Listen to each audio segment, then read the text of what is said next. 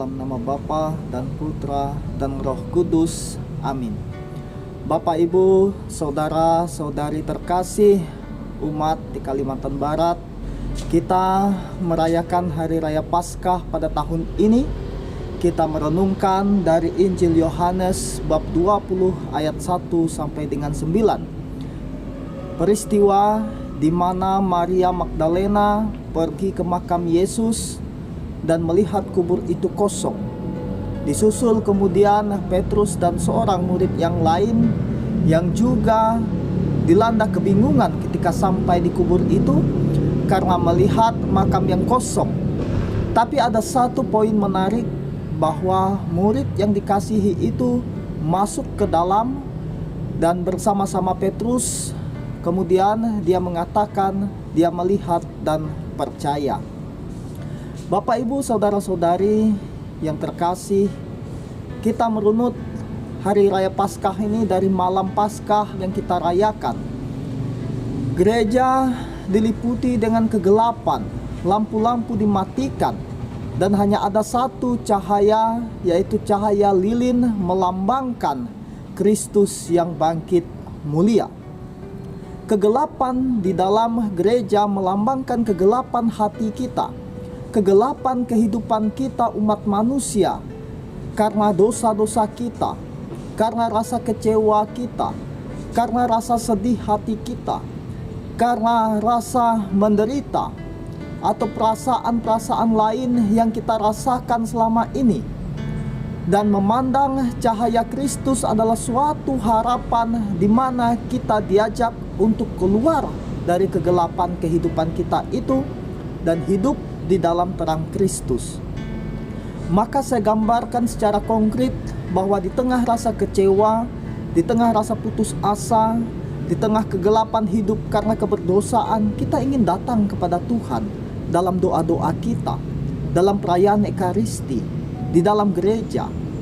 Tapi terkadang kita juga seperti Maria Magdalena, menjumpai makam yang kosong. Kita pergi ingin berjumpa dengan Yesus, kita membawa rasa kecewa dan kegelapan hidup kita, tapi seakan-akan kita tidak mendapat apa-apa. Seakan-akan kita tidak berjumpa dengan Yesus. Pengalaman Maria Magdalena yang melihat makam kosong, seperti juga pengalaman kita yang seakan-akan tidak memperoleh sesuatu dalam hidup doa, dalam perayaan Ekaristi, dalam aktivitas kita dalam gereja. Tapi kita juga bisa meneladani murid yang dikasihi yang juga datang ke makam itu. Dia melihat dan percaya. Mungkin dia sudah punya pengalaman khusus dengan Yesus.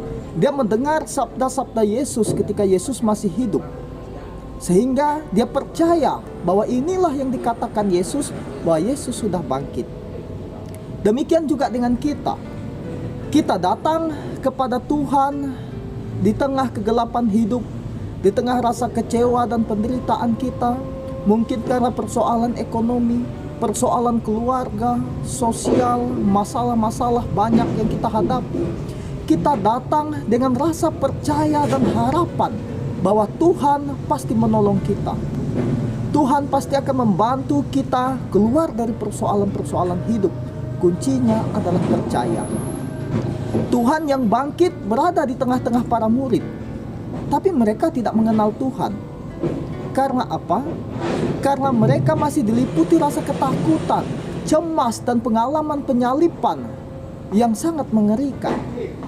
Demikian juga kita sulit melihat kehadiran Tuhan di tengah-tengah hidup kita karena kita terlalu fokus dengan penderitaan dan kegelapan-kegelapan hidup kita. Maka saudara-saudari terkasih, khususnya umat di Kalimantan Barat, saya mengajak kita untuk mari datang kepada Tuhan dengan kesedihan hati kita, dengan penderitaan hidup kita, dengan kegelapan-kegelapan dosa yang mungkin pernah kita lakukan. Kita datang kepada Tuhan, bertobat kepada Dia, mohon kekuatan kepadanya agar kita juga bisa bangkit seperti Dia yang bangkit dari antara orang mati. Dia yang mengalahkan maut dan dosa. Kita juga bangkit mengalahkan keterpurukan hidup kita, rasa kecewa, sakit hati kita, penderitaan-penderitaan hidup kita. Kita bangkit bersama Dia sehingga kita memperoleh semangat baru untuk memulai hidup yang baru di tahun ini, tahun yang baru lepas dari COVID-19 ini, membawa semangat baru bagi kita untuk berjuang, terus berusaha, dan yakin dan percaya bahwa bersama Tuhan pasti selalu ada harapan dan jalan keluar yang lebih baik. Maka saya mengucapkan selamat Paskah bagi kita semua, bagi umat di Kalimantan Barat. Selamat merayakan hari kebangkitan Tuhan, dan mari kita menyalipkan penderitaan kita bersama Tuhan, tapi kita juga bangkit bersama Dia yang telah mengalahkan penderitaan dan maut itu.